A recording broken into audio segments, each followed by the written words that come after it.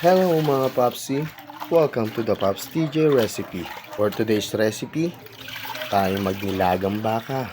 So paano? I-prepare na natin. Inuhugasan ni Steph ang karne ng baka. Mahilig talaga kami sa ulam na may sabaw. Dahil pag may sabaw, talagang nakakagana kumain. Kayo rin ba? Mahilig din ba kayo sa ulam na may sabaw?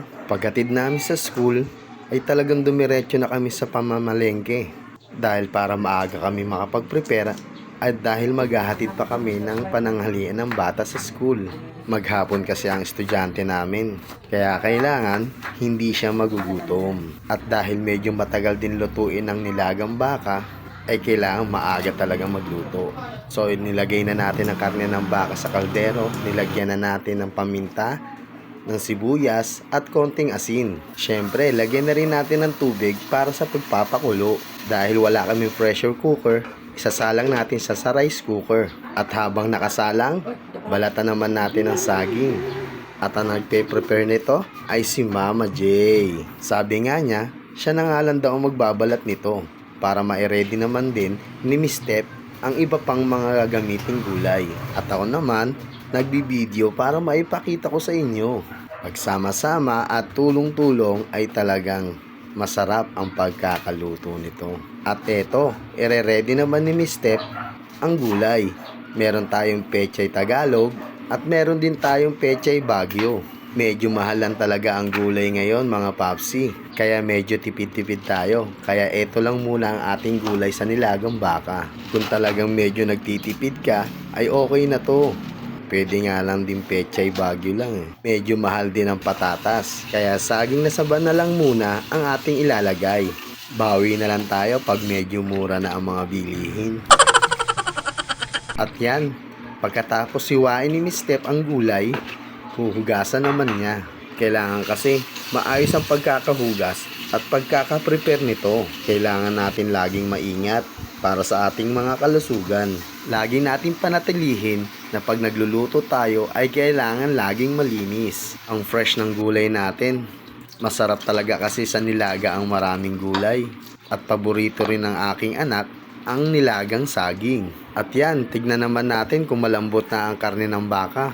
Kumukulo na, kulong-kulo na siya. Masarap kasi talaga ito pagka medyo malambot na talaga. Hirap kasi kumain ng nilagang baka, lalo na yung parang nakikipag-away ka sa karne. At pag malambot na, ilagay naman natin ang saging na saba. Para sabay na natin siya sa pagpapakulo. Dahil madali lang naman itong maluto. Ban ulit natin. At isunod na rin natin ang pechay Baguio o ang ating mga gulay. Pwede nyo ring half cook lang itong gulay na to. At yung iba, gusto nila yung lutong-luto. Medyo maliit ang ating kaldero. Mamaya ililipat natin sa medyo malaki-laki. Gusto ko kasing dagdagan pa ng konti pang sabaw. At ayan, ilagay na rin natin ang pechay Tagalog o ang native na pechay. Ganito rin ba kayong magnilaga mga Popsy? Ano-ano pa bang mga gulay ang inyong mga nilalagay? Please comment down below para mapagkwentuhan naman natin. At mahilig din ba talaga kayo sa nilaga o sa ulam na may sabaw?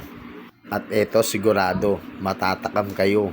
Kaya luto na rin para sabay-sabay tayong kumain. At yan, halu-haluin lang natin. Medyo kumukonti na ng ating sabaw.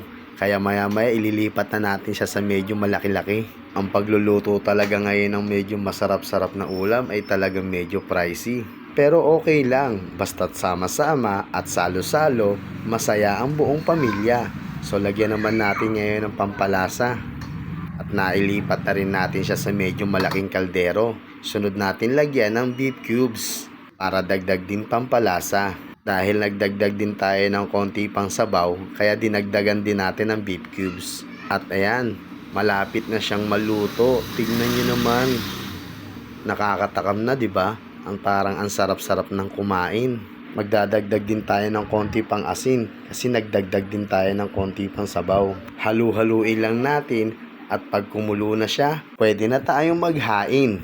At para salo-salo na tayong kumain. Kung nagustuhan nyo ang ating recipe, baka pwede nyo naman akong i-follow o i-subscribe sa aking YouTube channel. Paki-click na rin ang notification bell para lagi kang updated sa aking susunod na mga videos. Sa halagang 400 pesos, meron ka ng masarap na nilagang baka. Sulit na, mura na, masarap pa. Kaya follow for more. Thank you for watching. Peace. So tara, tikman na natin. Siyempre, ako ang first bite nito. Ang sarap, 'di ba? Meron pang patis na may sili. At eto na.